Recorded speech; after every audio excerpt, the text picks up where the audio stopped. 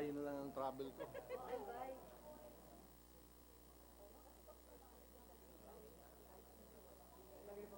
May isa pa kayong But you don't know. binalik ko nga sa inyo, sabi ko, this will enhance your data bank. Tapos ano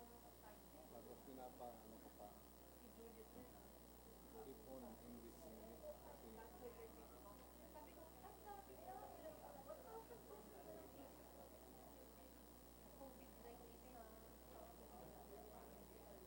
Dahil may kagapunan na ng tao. Pero sa simbahan siya nag-spread. Kasi kung that person niya, baka galit na.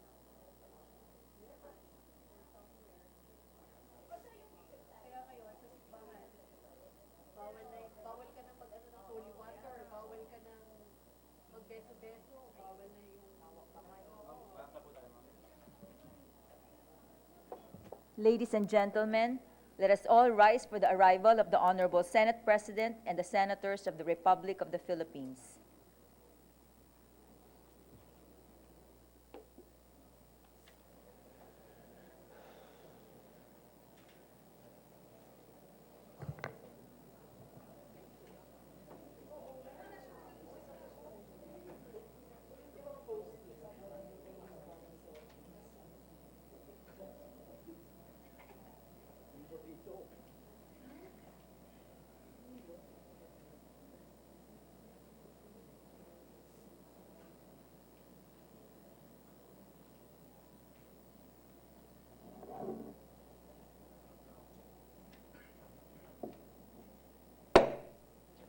The 58th session of the Senate in the first regular session of the 18th Congress is hereby called to order. Senator Emmanuel Manny Pacquiao will lead the chamber in prayer. Let's bow down our head and we pray. Almighty God and Father, Creator of heaven and earth, we bow before your holy presence and recognize your sovereignty. With thanksgiving, we acknowledge that you created our inmost being. You saw our unformed bodies. You transformed us from nothing into something. We are fearfully and wonderfully made. Only you can satisfy the deepest longings of our hearts. You created us for a purpose. You have empowered us to fulfill our mission as salt and light of this earth. Panginoon, nagpapakumbaba po kami sa inyong presensya. Kayo po ang pinanggalingan ng lahat ng biyaya. Sa inyo po kami umaasa sa lahat ng aming mga pangangailangan. Ipinapanalangin po namin ang mga kababayan namin na may sakit, pati na rin po ang mga walang tirahan at walang hanap buhay. Naway magkaroon po sila ng pagkakataon na may angat ang estado ng kanilang pamumuhay upang maranasan nila ang ginhawa na aming naranasan at ikaw ang kanilang pupurihin sa lahat ng oras. Dahil ikaw lamang po ang malikha naming lahat, ikaw din po ang gumagawa ng daan para hindi kami mawalan ng pag-asa. Ipagkaloob mo po sa amin ang proteksyon at gabay sa lahat ng aming gawain. Father, we humbly depend on your wisdom, knowledge, and understanding through the Holy Spirit, so that we can continue serving our people with compassion, integrity, and excellence. We need you, Lord, always. As we conduct our duties as legislators and public servants, may each one of us remember what is written in Psalm 119, verse 11. I have hidden your word in my heart that I might not sin against you. Amen. Amen. The Secretary will please call the roll.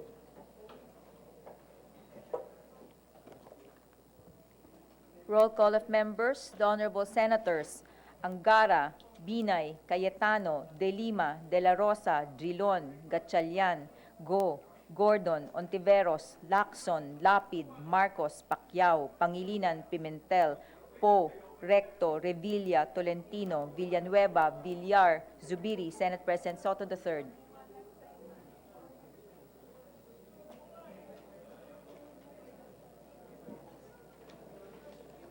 With 20 senators present, the chair declares the presence of a quorum. Jordi Rida.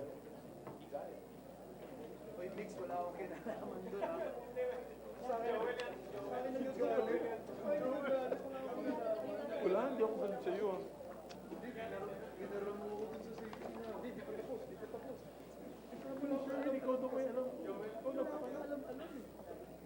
Mr. President, I move that we dispense with the reading of the Journal of the 57th Session, Wednesday, February 19, 2020, and consider the same as approved. Any objection? Chair hears none. The motion is approved and the journal is approved. Majority Leader. Mr. President, we have several guests in the gallery today. Obviously, there's a PCL convention going on, and we have guests from Luzon, Visayas, and Mindanao. Particularly, I have guests, Mr. President, from Bukidnon. We have from Sumilao, Bukidnon, Vice Mayor June D. Leparto and all their councilors. We have also from Quezon, Bukidnon, Vice Mayor Durotan, together with the councilors and SK members. From Kalilangan, Bukidnon, Mayor Pizarro is with us with Vice Mayor Gamboa, with all our councilors, Mr. President. Municipality of Columbio, Sultan Kudarat, councilors are here today. We have also from Lebac, the town of Lebac, Sultan Kudarat, all their councilors. From Manolo Fortich, that's the northern part of my beloved province of Bukidnon, we have our councilors here as well. We have from northern Kabuntalan, Maguindanao, Mayor Ramil Dilangalen, together with Vice Mayor Mary Jane Bayam and councilors are here. The LGU of my hometown, Maramag, Bukidnon, by Mayor Attorney Joel Doromal, together with Vice Mayor Eddie Laure, councilors, and all the councilors and SK members. We also have with us Malitbug, Bukidnon, Vice Mayor Cindy Aritango, and councilors, Mr. President. These are my guests. Kaya medyo madugo ng konti. And also we have with us Mr. President from PCL Ilocos Norte are here with us. Handy Lau is the president of PCL Ilocos Norte. Sino pa ba? Yes. Yun pa po, Mr. President. They are here with us today. All right, we welcome all our guests to the Senate this afternoon. Thank you, Mr. President. Mr. President, I move that we proceed with the reference of business. Secretary will proceed with the reference of business. Reference of business, bills on first reading, Senate number 1366, entitled, An Act Regulating the Debt Collection Practices of Debt Collectors to Protect Borrowers from Abuses, Harassment, Unfair Treatment, and Misrepresentations, introduced by Senator Gatchalian. Referred to the Committee on Banks. Senate number 1367, an act mandating the establishment of a program of education designed to help all members of the community of an educational institution to avoid involvement in illegal drugs, introduced by Senator Binay. Referred to Committees on Basic Education and the Committee on Public Order and Dangerous Drugs.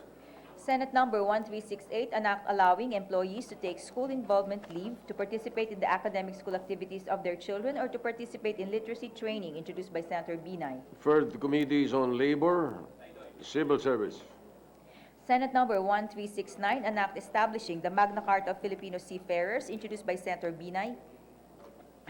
Referred to Committees on Labor and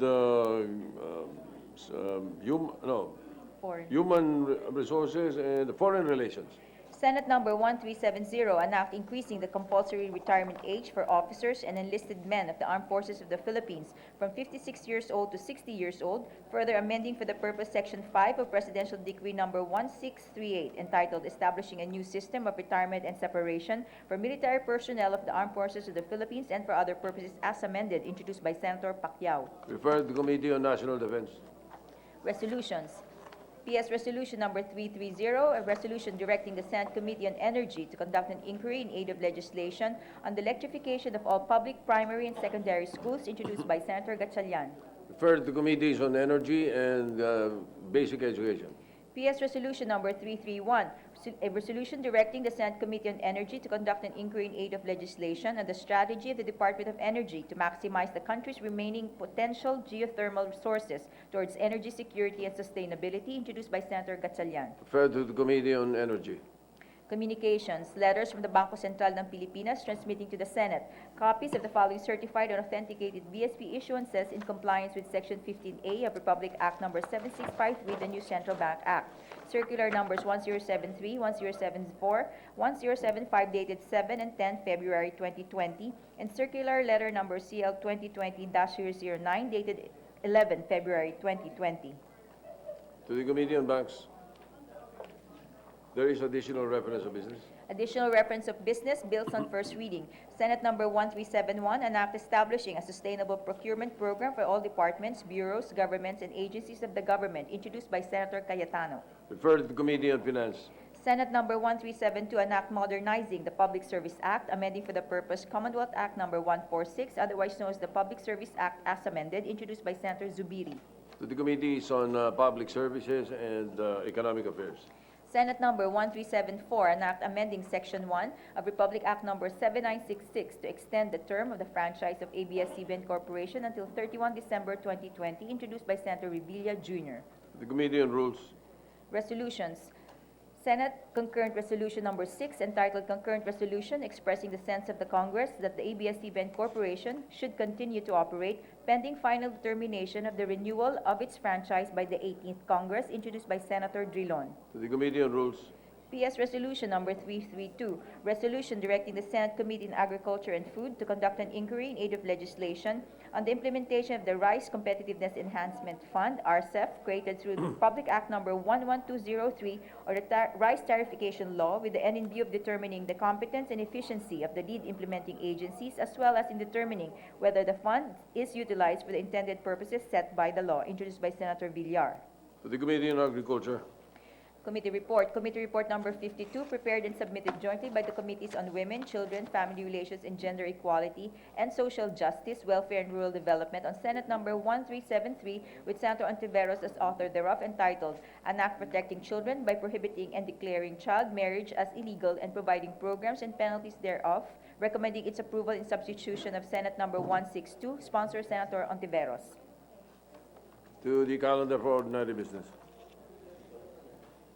Mr. President, Yes, Majority Leader. before we take up other matters, we'd just like to congratulate our dear, greet a happy birthday to our dear colleague, Senator Risa Ontiveros, who celebrated last Monday, February 24. Yes, happy birthday, Happy Senator Risa Ontiveros.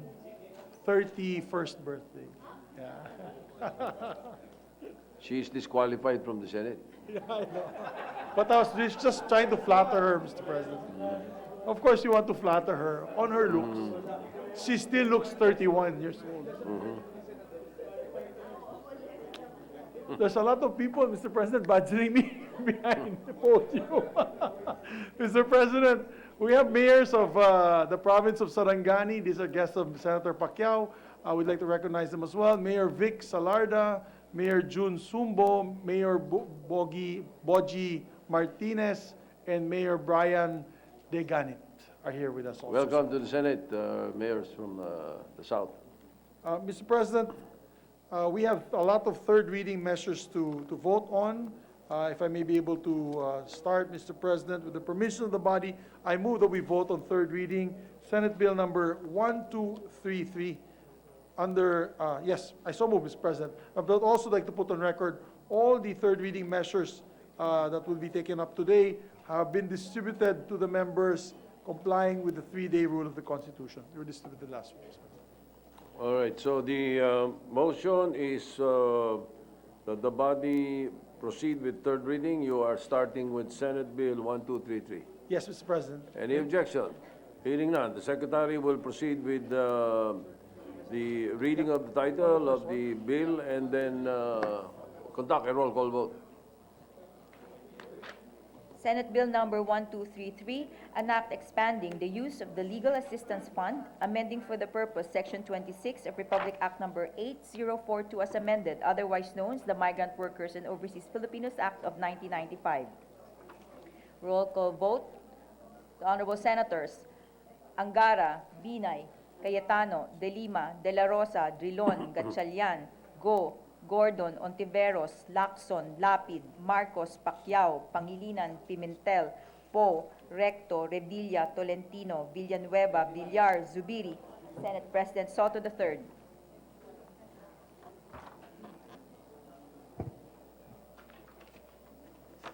With 21 affirmative votes, no negative votes, no abstention, Senate Bill 1233 is approved on third reading. Thank you, Mr. President. Mr. President, we recognize Senator Joel Villanueva to explain his vote. Senator Joel Villanueva is recognized. Thank you, Mr. President, distinguished colleagues. Whenever we hear some news about Filipino workers who are abused or treated like animals in a foreign land, we are deeply hurt as a nation. At sa tuwing may mga ganitong pangyayari, ang lagi po nating sinasabi, dapat may gawin. May gawin tayo bilang mga Pilipino, dapat may gawin tayo dahil wala rin naman talagang ibang magmamalasakit sa mga Pilipino kundi kapwa rin nating Pilipino. Mr. President, today we made a specific, measurable, and realistic response through the passage on third and final reading, a bill that will expand the use of the Legal Assistance Fund, or LEAF. Dekada-dekada na po, buhat ng mag-umpisa, ang mapait na karanasan ng ating mga OFWs na humubog sa mga awiting tulad ng napakasakit, Kuya Eddie. Kapag tuluyang naging batas na ang LEAF, ang pondo at tulong sa mga distressed OFWs, maiibsan o tuluyan na nating mapapawi ang sakit na dinaranas ng ating mga manggagawa sa ibang bansa. Muli po, taus-pusong pasasalamat sa ating mga kapwa senador na bumoto at sumuporta dito. Mr. President, hindi ko na po iisa-isahin dahil halos lahat po ay co-author nitong panukalang batas nito. Muli ho, taus-pusong pasasalamat, Ginoong Pangulo, sa ating minority leader at sa lahat po ng bumubuo ng Senado. God bless us all. Majority Leader. Thank you, Mr. President. Mr. President, may we recognize Senator Bato de la Rosa, Mr. President. Senator De La Rosa is To give recognized. his explanation. Thank you, Mr. President. Just a short manifestation. I would like to thank our very hard-working chairperson of the Committee on Labor and Employment, no less than Senator Joel Villanueva. It's like a three-point shot that was not stopped. For giving priority to our overseas Filipino workers. Indeed, this legislative measure will ensure that the rights and interests of distressed OFWs are adequately protected and safeguarded. This legislation will be the realization of our state policy to render assistance to all Filipinos whenever they need it and wherever they are in the world. Also, thank you to all the members of this august body for supporting this measure. Thank you, Mr. President. Majority Leader. I was given a note from the Office of Senator Rector that he would have wanted to explain, give a vote and explain his vote, but unfortunately he's not here, so he just wishes to manifest when he comes later on, Mr. President, his vote and his stand on this measure. Mr. President, with that, I move that we vote as well. Moving on other matters, Mr. President, I move that we vote as well on third reading, Senate Bill number 1086. I so move, Mr. President. All right, hearing no objection, the Secretary will proceed with the title of the bill and conduct a roll call vote. Senate Number 1086, an act creating and establishing the Philippine High School for Sports and providing funds therefore. Roll call vote, the Honorable Senators Angara, Binay, Cayetano, De Lima, De La Rosa, Drilon, Gatchalian, Go, Gordon, Ontiveros, Lacson, Lapid, Marcos, Pacquiao, Pangilinan, Pimentel, Po, Recto, Revilla, Tolentino, Villanueva, Villar, Zubiri, Senate President Soto III.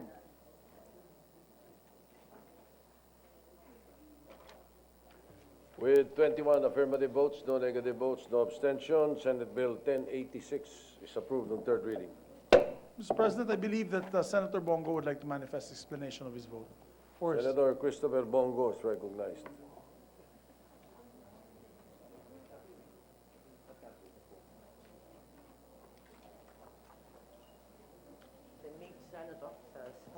High school. Third reading na.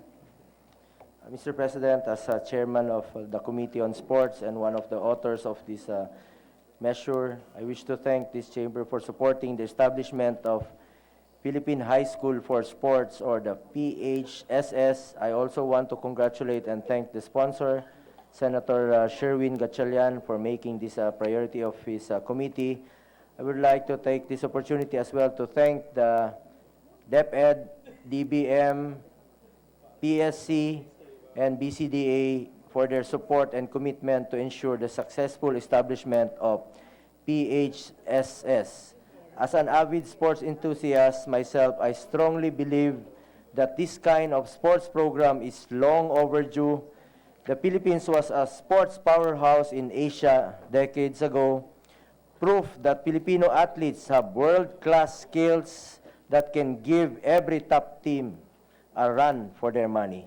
We have proven this during the 2019 Southeast Asian Games, where Team Philippines came on top due to the support they received from the people and the government. It's about time that we sustain the renaissance of sports in the country. Thank you, Mr. President. Senator Angara is recognized. After which, Mr. President, we recognize also Senator Bong Revilla. We just want to thank the chairman, Senator Sherwin Gatchalian, for finally sponsoring this measure. I first filed this measure as a congressman, Mr. President, I think during the 15th or 14th Congress, and the first one to conceptualize it was Father Tito Caluwag, actually of Ateneo, and former Congressman Wimpy Fuentebella. And the counterpart bill was filed by Senator Pia Cayetano here in the Senate. And finally, hopefully, it will become a law, Mr. President. Thank you. All right, Senator Pia Cayetano is recognized. Mr. President, the mention of Senator Angara of the history behind this bill is also very relevant. But I also want to mention, by way of using him and his family as a good example, we're in a situation where we are still on a high on our very successful Southeast Asian Games performance. But the reality is, and as we speak over the weekend, I'm in touch, I'm good friends with many coaches, they worry about the future of their athletes because many of them that won gold medals for us never got a college education because they pursued sports instead. Some of them did not even finish high school. So that is why helping them finish their education is very important. In fact, the part 2 of this bill should be, the part 2 of this law should be how to also get them into college. At least for now, we will ensure that the best of the best will have the opportunity to have a very good high school education. And I mentioned Senator Angara because his son is a promising young tennis player, I think around 16 years old, 15. And his son is like many athletes who now have to figure out how will they continue to be a good student, but at the same time, like in the sport of Senator Angara's son, you have to go abroad to get your points.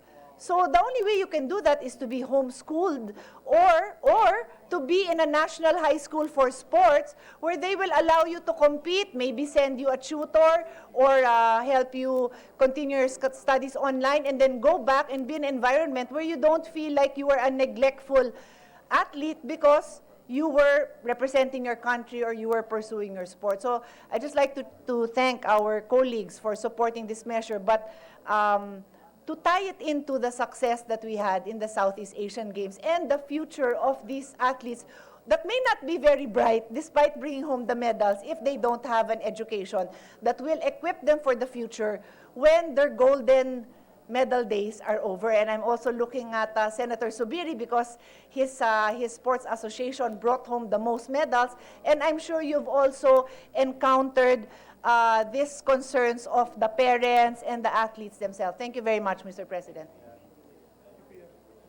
Absolutely, Mr. Chairman, Mr. President. As a matter of fact, we should take this one step further and not just create a national high school for sports, but also probably a state college or state university for sports. Because many of our players in the SEA Games are actually no longer in high school.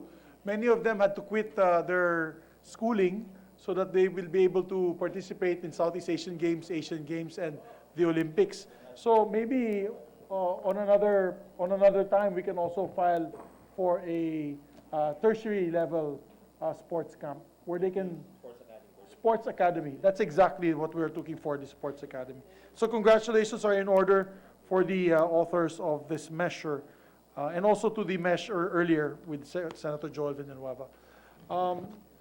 Mr. President, I move to approve on third reading. Yes, before we Yes, proceed, Senator Richard Gordon Oh, sorry. My apologies wishes to to Senator take the Gordon. floor. Thank you very much, Mr. President. I didn't know No. That's all right. I mean, I think he knew I was going to speak. That's why he deliberately went on ahead. And levity aside, Mr. President, I would like to thank you for recognizing this representation. I just wanted to make sure that my vote here and my co-authorship here is based on the fact that we should have a real national sports system. And as you can see in the recent Gilas game, the team that we sent in Indonesia was composed of, maybe by accident, 6 Ateneo players, Mr. President. And this shows that the system of the high school and the grade school in Ateneo is working to come out with better players. And that's just for basketball. I'm happy now that we have volleyball, we have judo, we have all kinds of things. A whole season is emanating. And I just want to reiterate that it should really come from the public school intramural system, where it is not just event-oriented, but system-oriented, Mr. President. That is why I'm happy that we passed this bill today, and I congratulate all the co-authors, particularly the principal author, Sherwin Gatchalian. You're all invited this afternoon for a lechon party at the Gatchalian's Lechons, Mr. President. According to him, it's one of the best. Thank you, Mr. President. Did the Gilas Filipinas team win the championship? I think we won the first game, Mr. President, and Indonesia put up a very, very strong fight with our former coach from Serbia. And he was very amazed. And these were young people, not just in Ateneo, but others like one from UP also. And the PBA players were very supportive. But I think that is a statement that was made, that when we have a national sports system, a national program, it just goes on and comes out with not just a victory, but a statement on good training and teammanship, Mr. President. All right. Thank you. To ensure the championship, next time you include players from Letran. All right. That's a good suggestion, Mr. President. And the suggestion of Senator Gordon that Senator Gatchalian will sponsor this Gatchalian Lechon. I just like to add that it is ASF free. His lechon is ASF free. Free, okay. Yes, Mr. President. Mr. President, we also like to recognize, before we move to the third item on the agenda, we have guests here from Davao Oriental, Vice Mayor Melody Ann Benitez, together with their councilors, Councilor Cayetano and both Councilor Cayetanos. And Senator Villar has guests also here from the Bureau of Agriculture and Fisheries Standards, Vivencio Mamaril, Mark Matubang, and the other members of the Bureau of Fisheries and Agriculture Standards, together with PGS Pilipinas Masipag, Mr. Pedro Santo Jr., Maria Rowena Buena, guest of Senator Villar.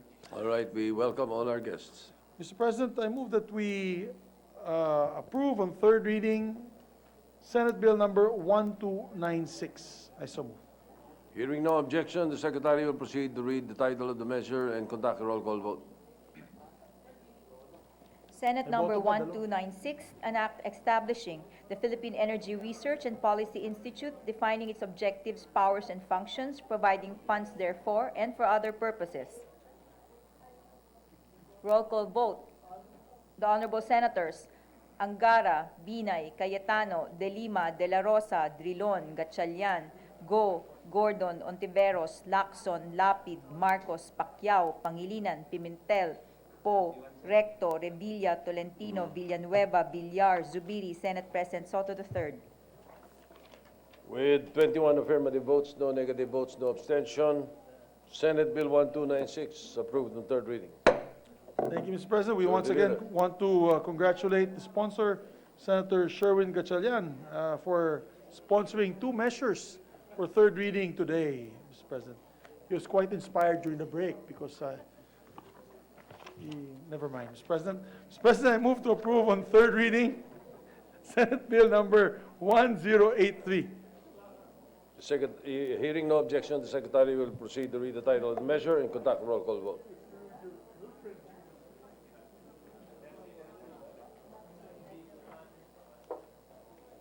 Senate number 1083, an act to prevent, prohibit and penalize terrorism, thereby repealing Republic Act Number 9372, otherwise known as the Human Security Act of 2007.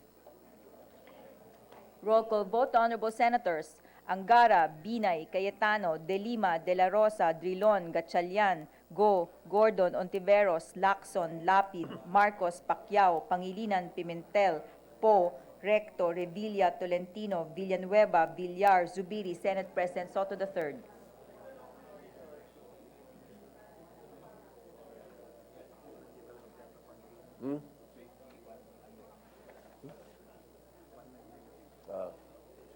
With 20 affirmative votes, 1 negative vote, no abstention, Senate Bill 1083 is approved in third reading.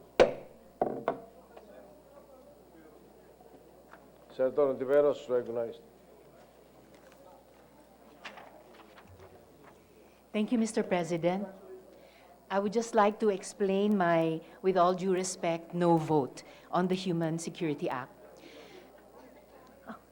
Then the count should be 22, 19 affirmative votes and 2 negative votes. No, when I said 1 negative vote, it was recorded as Senator Pangilinan. So Yes, you to- are now to Mr. recorded President. as a second negative vote. Senator Ontiveros is recognized. Thank you, Mr. President. I firmly believe that Congress should do all it can to ensure the safety and security of the Filipino people, particularly from acts of terror and other forms of violence. Acts of terror do more than destroy the lives of the people directly affected. They also lead to economic disruption and uncertainty, as well as an atmosphere of fear and paranoia. However, Mr. President, safety and security can never be at the expense of the fundamental freedoms guaranteed by our Constitution. While all rights permit exceptions, I fear that certain provisions of the bill, specifically those allowing the preliminary proscription of suspected terrorist organizations prior to their being given an opportunity to be heard, as well as those lowering the standard for warrantless arrest and detention, go too far and might lead to a number of pernicious consequences. As I premised in my interpellation, Mr. President, we must craft laws presuming the most despotic of implementers instead of the most benevolent of leaders. Thus, after conferring with the sponsor, whom I have learned to trust during the past few decades, including in our past several years of legislative work on human rights, after conferring with the sponsor, it is with deep regret that I must vote against his proposed measure amending the Human Security Act, a measure that I know is very important to him and that he sincerely believes will be supremely beneficial for Philippine society. I hope he understands that my convictions, as well as my faith in the fundamental freedoms enshrined in our Constitution, do not allow me to do otherwise. Marami pong salamat, Mr. President. Senator Pangilinan is recognized. Thank you. May I be allowed to explain my vote? Thank you, Mr. Chairman. Thank you, Mr. President. Mr. President, distinguished colleagues, first we thank Senator Ping Lacson for his diligence in shepherding this measure and for his patience in answering all our questions with regard to it. We recognize the hours of reading, research, and interviews that went in the crafting, sponsorship, and finally defense of the measure. However, this representation fears that the amendments to the Human Security Act right before us may be abused, as it will, among others, allow law enforcers or military personnel to place individuals and organizations under surveillance, compel telcos to divulge their calls and messages, arrest these people without warrant, and detain them for an extended period of 14 days. The measure also allows regional trial courts to outlaw an organization as terrorist at the requests of even foreign and supranational jurisdictions. It likewise removes the compensation for persons wrongfully detained.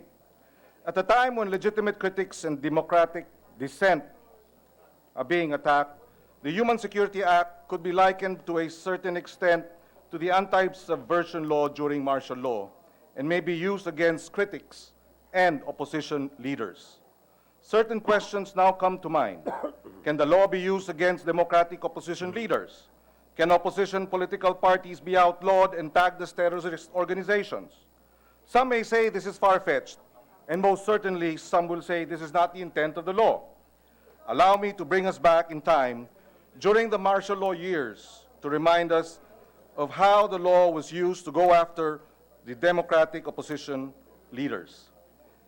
The administration then claimed that it had declared martial law in response to the communist threat posed by the newly founded Communist Party of the Philippines and the sectarian rebellion of the Mindanao Independence Movement. Opposition figures of the time, including Senators Lorenzo Tañada, Jose W. Jokno, Jovito Salonga, Senator Ninoy Aquino, felt that the administration was exaggerating these threats, using them as a convenient excuse to consolidate power and extend its tenure beyond the 2 presidential terms by the 1935 Constitution.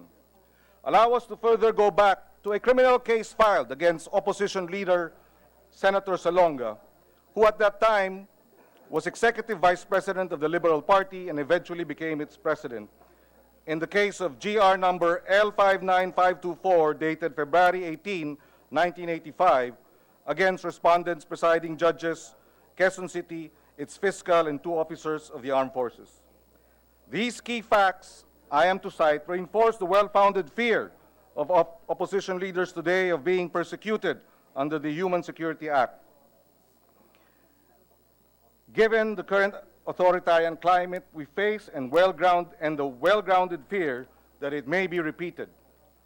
To cite some of the facts of that case, a series of bombings occurred in Metro Manila from August to October 1980. After a bombing incident on September 6, 1980, military and police authorities charged Philippine-born American citizen Victor Burns Lovely Jr. with subversion, illegal possession of explosives, and damage to property. Former Senator Salonga was implicated in these bombings because found in Mr. Lovely's possession were pictures taken in May 1980 at the party of former Congressman Raul Daza held at the latter's residence in Los Angeles, California, showing Senator Salonga and his wife with other guests, including Mr. Lovely.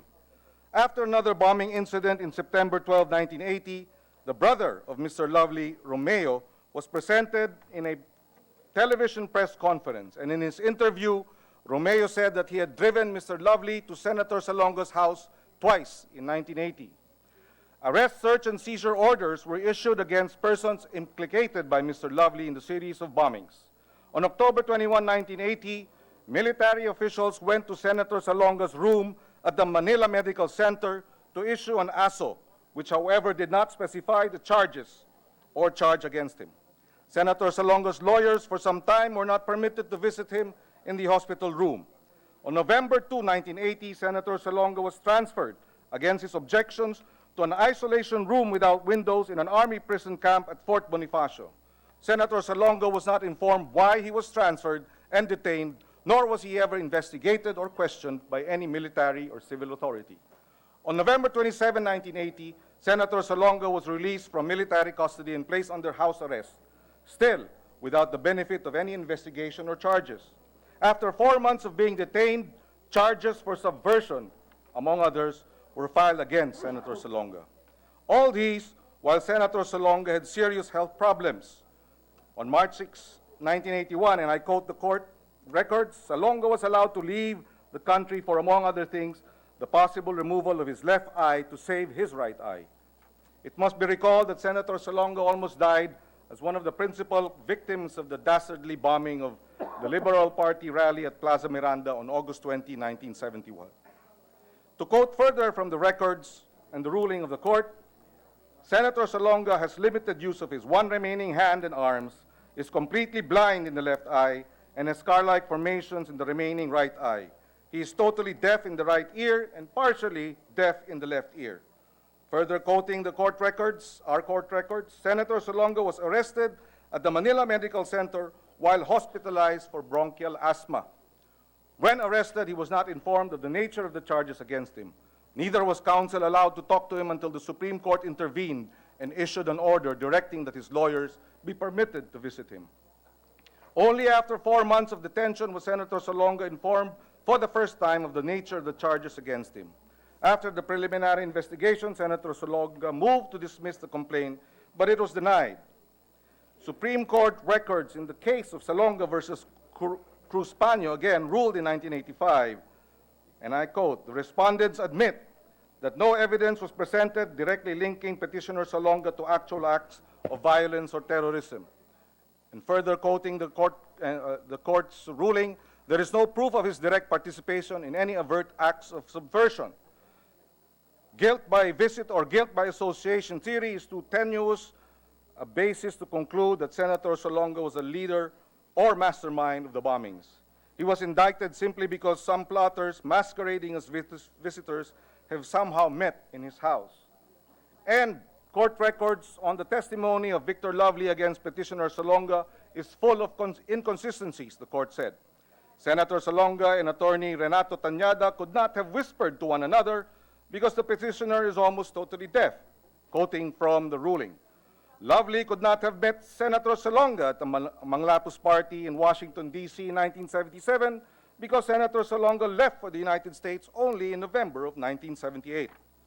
The pictures of Senator Salonga and Mr. Lovely at Raul Daz's birthday, to quote again the court ruling, in Los Angeles is not proof of conspiracy. Politicians have their photos taken with many people. Senator Salonga invoked the constitutionally protected right to life, liberty, and guaranteed by due process clause, alleging that no prima facie case has been established to warrant the filing of an information for subversion against him. The litany of lies and fabrications by the prosecution in that case revealed the extent of abuse of law enforcers inflicted upon an ailing opposition leader and former senator. Our fear with an administration that has jailed an incumbent senator on a case whose key witnesses are convicted drug lords, that has repeatedly warned about imposing martial law all over the country, that has in fact imposed martial law in Mindanao under what we continue to believe to be questionable constitutional grounds. These instances are more than simply déjà vu. They are more like foreboding. The proposed new definition of terrorism is vague and encompassing, making it open to abuse in that the simplest mobilization or common crimes can be framed by errant law enforcers as acts of terrorism. The prolonged detention is an impingement of rights and liberty. Why 14 days? If security officials and law enforcers are doing their job, why will it take them long to file a case? Or is the practice of arrest and detain now, produce or invent evidence later still prevalent, as it was when opposition leader Jovi Salonga was arrested, detained, and charged in 1981? The current law is not perfect, and we in Congress should be working continuously to make it work for the people. The amendments, however, are worrisome and could make the Human Security Act an even worse tool for repression instead of an instrument for thwarting terrorists. In closing, ang batas dapat proteksyon ng mamamayan. Proteksyon sa mga pagmamalabis at maling paggamit nito.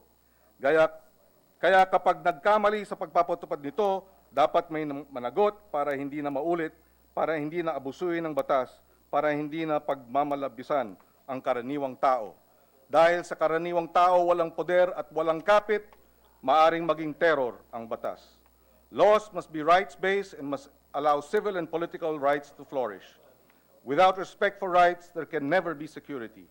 Kung walang paggalang sa karapatan, walang seguridad. Respectfully, I vote no to the measure. Majority Leader, Senator De La Rosa is recognized. Mr. President, esteemed colleagues, I would like to extend my gratitude for your unwavering support in combating terrorism in the country. As I mentioned before, the enactment of this law will send a brave message to the world that we are in solidarity in the global fight against terrorism. I would like to extend my gratitude to our seasoned legislator and staunch ally against terror, Senator Panfilo Lacson, for shepherding and ensuring the swift but very deliberate passage of this legislative measure. This law will fully equip our law enforcers, not only in terms of weapons and funding, but as well protection of their right in the court of law. Matagal na po itong hinihintay ng ating kapulisan, kasundaluhan, and other state security forces. Mr. President, maraming salamat po. Majority Leader. Thank you, Mr. President. We thank and congratulate our sponsor, Senator Panfilo Lacson, for a job well done on the anti-terrorism bill. Take note that I believe it had taken about 2 months of deliberations, and but yet the final outcome speaks for itself, Mr. President. Mr. President, can I ask for 1 minute suspension to confer with you something? Session suspended.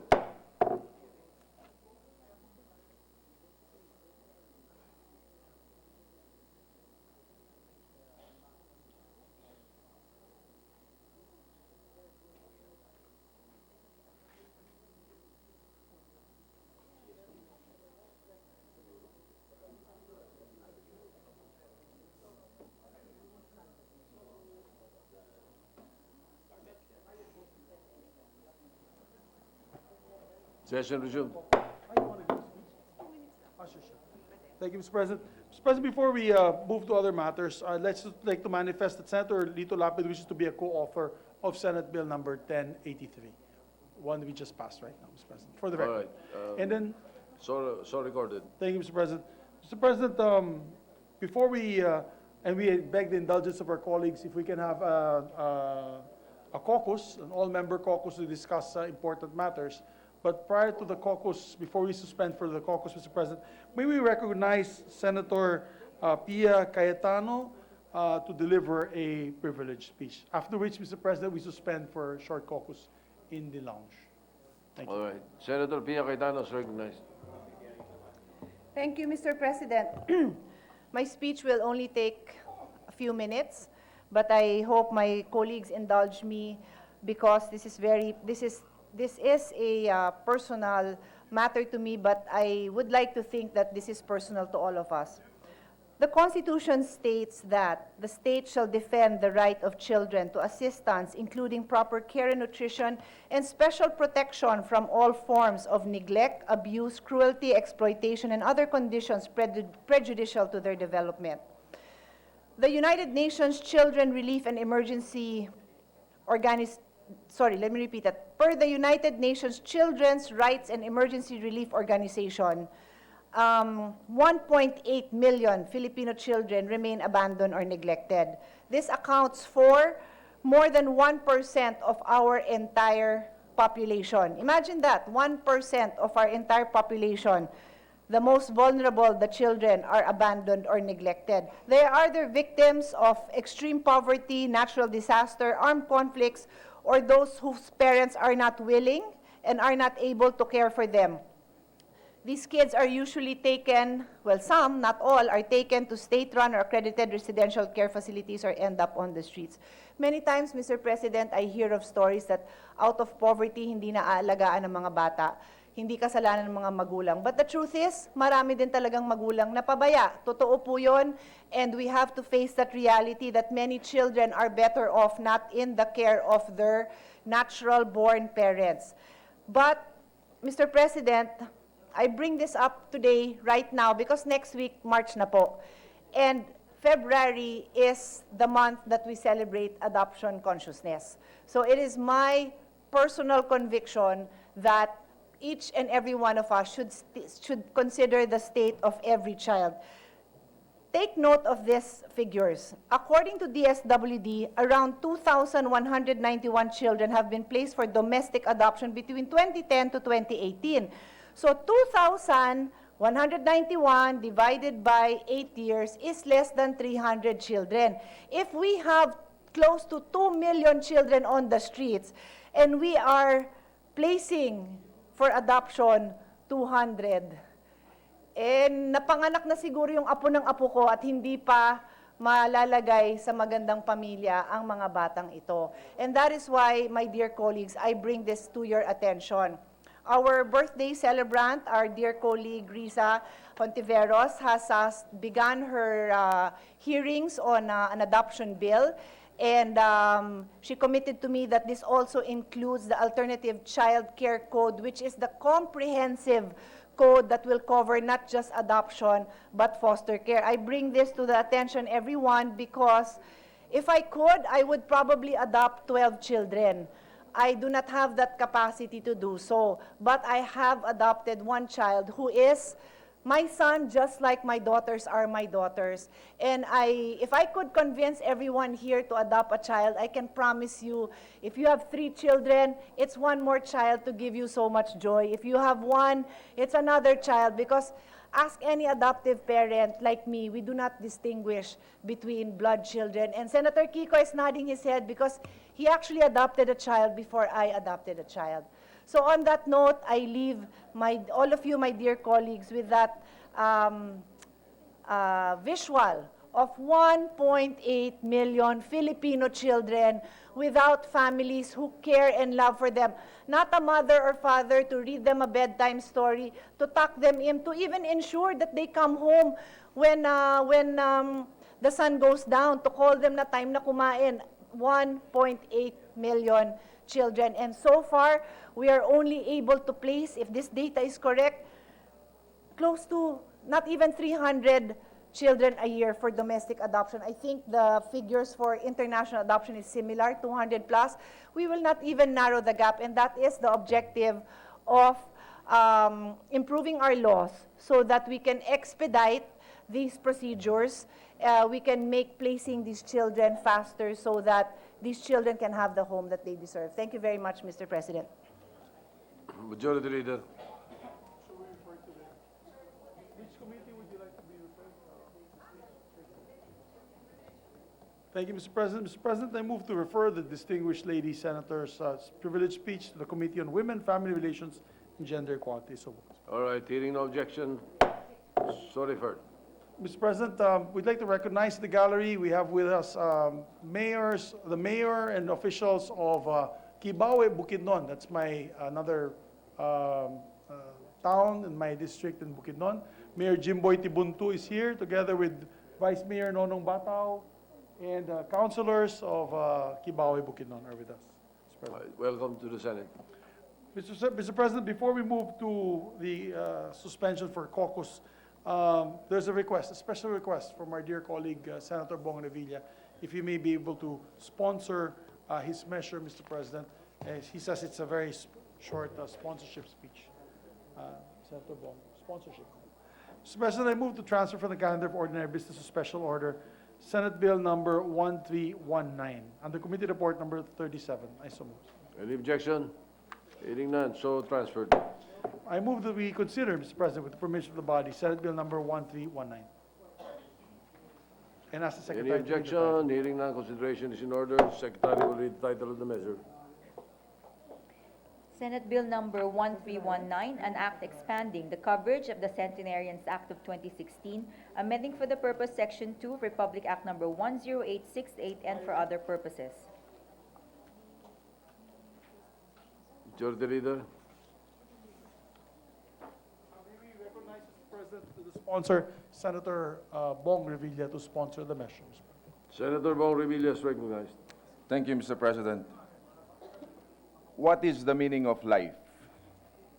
A young man once asked an old man this question. And to this, the old man replied, if we have learned to live without fear, to drop our hate and bitterness towards others, to go through pain and suffering without complaining, to see beauty in common things around us, to love and serve the poorest and the lowliest without counting the cost, to be glad, to be alive and unafraid to die, then we are advancing toward the meaning of life. Mr. President, marahil napaisip kayo kung ano ang kinalaman ng aking unang pahayag sa panukalang batas na aking isinusulong ngayon. Simple lamang po, ang mga ganyang magagandang aral ay maririnig at matututunan lamang natin sa ating mga nakatatanda, sa ating mga magulang, sa ating mga lola at lolo. Definitely, more than anyone else, our elderlies would know the meaning of life, for they have lived through numerous tragedies and triumphs.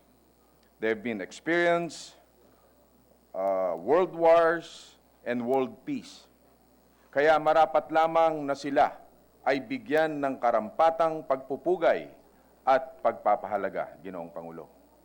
Kinagisnan at kinalakihan na po natin ang kultura na kumikilala sa ating mga nakatatanda. Kaya naman, ang panukalang batas na ito ay pagkilala sa mga kontribusyon nila sa ating lipunan. Ito rin ay isang selebrasyon ng kahabaan ng makahulugang buhay ng sangkatauhan.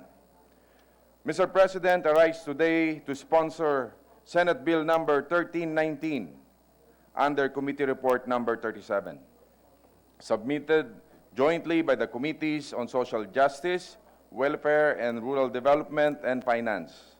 This proposed measure seeks to amend the centenarian law so that our elderly can avail of the benefits yearly on.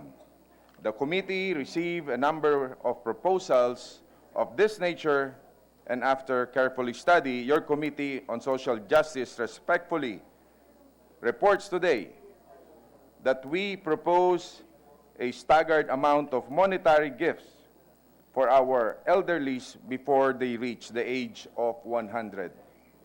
Mr. President, the original proposal of this representation was to give a higher amount of 25,000 pesos to 80 years old and another 25,000 pesos to 90 years old. The committee, however, is constrained by the heavy budgetary requirement that it entails. Dahil po dito, minarapat ng inyong komite na babaan ng halaga na ibibigay. Ngunit buo pa rin ng 100,000 pesos pa din na matatanggap ng ating mga centenarians. Sa ilalim ng panukala, pagtungtong po nila ng 80 years old, makakakuha po sila ng 10,000 pesos. At pagtungtong naman nila ng 90 years old, sila ay mabibigyan muli ng 10,000 pesos. At tulad ng aking nabanggit, 100,000 pesos pa din ang makukuhang monetary gift ng ating mga centenarians. Ginoong Pangulo, mga kasamahan sa Senado, ang panukalang ito ay ating sinusulong upang mas ma-enjoy ng ating mga lola at lolo ang magagandang benepisyo na binibigay sa kanila. Kinikilala natin ang makabuluhang layunin ng umiiral sa Centenarian Law at gusto lamang natin na mapakinabangan na mas nakararami ang mga benepisyo mula sa batas. Nang ating dininig sa komite ang panukalang ito, narinig po natin ang mga salaysay na ang nakatatanggap ng benepisyo o cash gift na 100,000 pesos ay masyado nang matatanda. Sa sobra pong katandaan na hindi na raw po nila naintindihan kung ano ang kanilang tinatanggap at hindi na nila ito na-enjoy. Marahil, ganito na nga ang realidad. Sa kanila pa rin napupunta ang pakinabang nito sa kanilang pagkain, gamot, medical care at iba pang pangangailangan. Kaya naman, ang karagdagang halaga na mas maaga nilang makukuha ay tiyak na mas magiging kapaki-pakinabang po para sa kanila. Mr. President, our Constitution no less recognizes that the family has the duty to take care of its elderly members. This is how highly we value our culture of taking care of our elderly. This proposed measure, therefore, is another legislative effort in testimony of this unique Filipino trait. Ginoong Pangulo, sa suporta ng bawat isa sa atin na narito ngayon, tiwala po ako na higit nating mapapasaya at matutulungan ang ating mga lolo at lola. Sa inyo pong lahat, maraming salamat po. Thank you. Senator. Mr. President, may we recognize Senator Rison Ontiveros to deliver a speech on behalf of Senator Laila de Lima. Senator Ontiveros, recognized. Thank you, Mr. President. Magandang hapon po sa ating lahat. I'm pleased to deliver the sponsorship speech on Senate Bill 1319, or an act expanding the coverage of the Centenarians Act, on behalf of my kabaro and respected colleague, Senator Laila de Lima. Mr. President, esteemed colleagues, with Senator Ramon Bong Revilla Jr. as a subcommittee chair and the members of the Committee on Social Justice, Welfare, and Rural Development, I wish to submit and seek the approval of the proposed Senate Bill number 1319 under Committee Report number 37, entitled An Act Expanding the Coverage of the Centenarians Act of 2016, amending for the purpose Section 2 of Republic Act number 10868 and for other purposes. From the data gathered in the course of our study and public hearing, the committee has learned the unfortunate scenario that only a very small fraction of octogenarians live long enough to become centenarians. Even more unfortunately, many, if not most, of our centenarians are already too old, sickly, and impaired to properly enjoy the blessings of the centenarian law. According to the World Health Organization statistics published in 2018, the average person residing in the Philippines has a lifespan of 69.3 years. This average shows that we are 3 years shorter than the global average of age 72.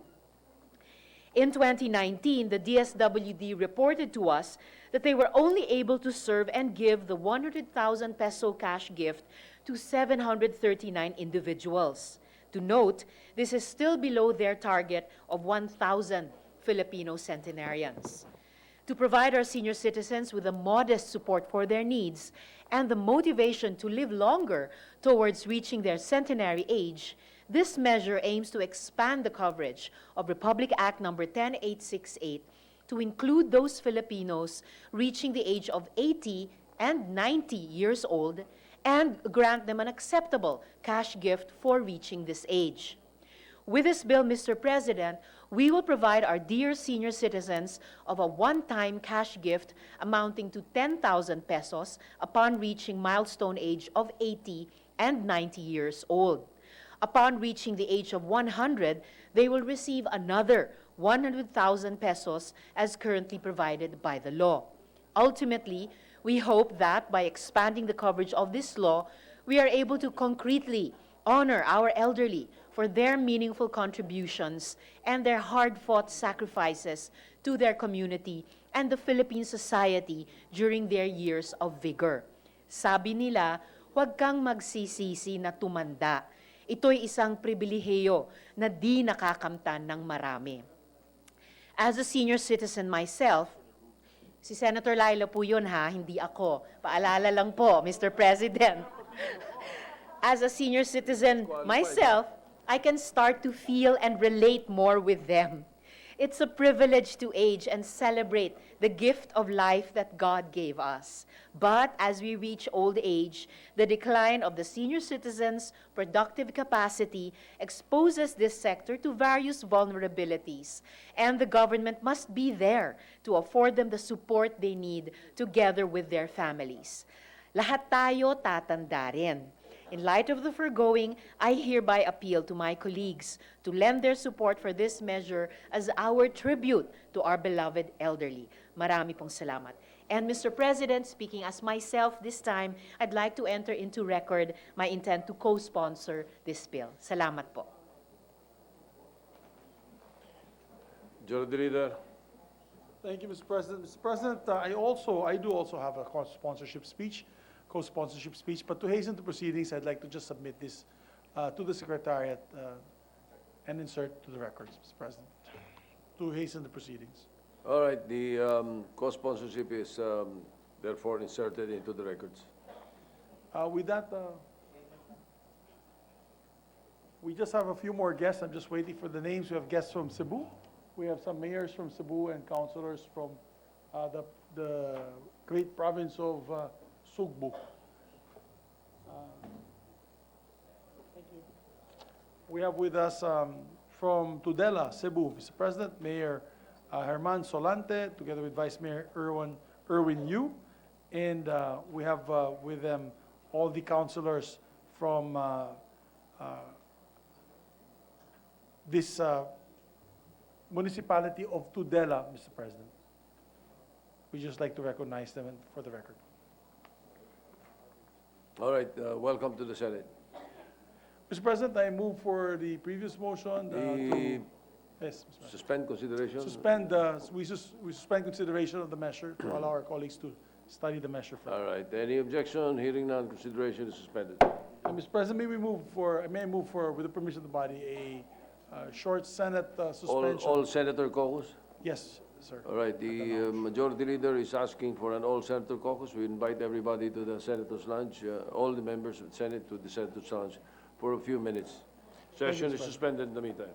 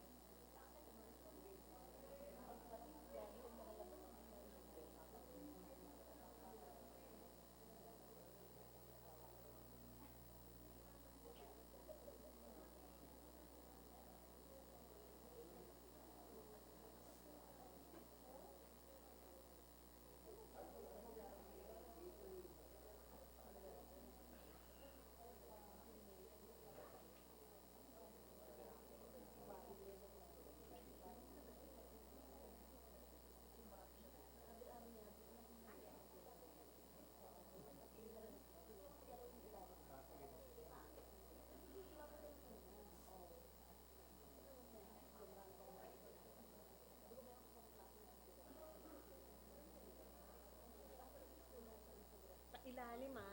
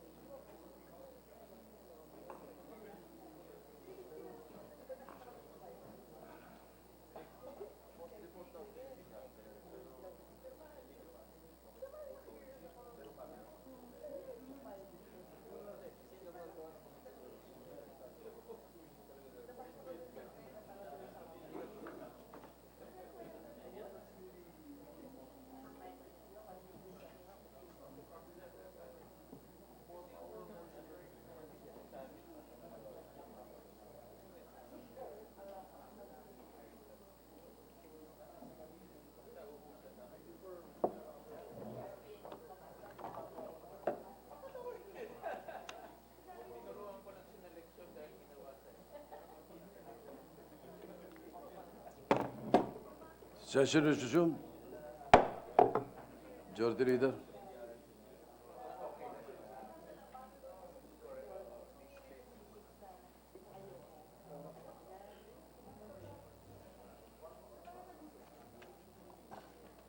Thank you, Mr. President. Mr. President, we'd just like to recognize the councilors of Porac, Pampanga, headed by Councilor Mike Tapang and some of the councilors from their beloved town of Porac. Yeah, welcome to the Senate.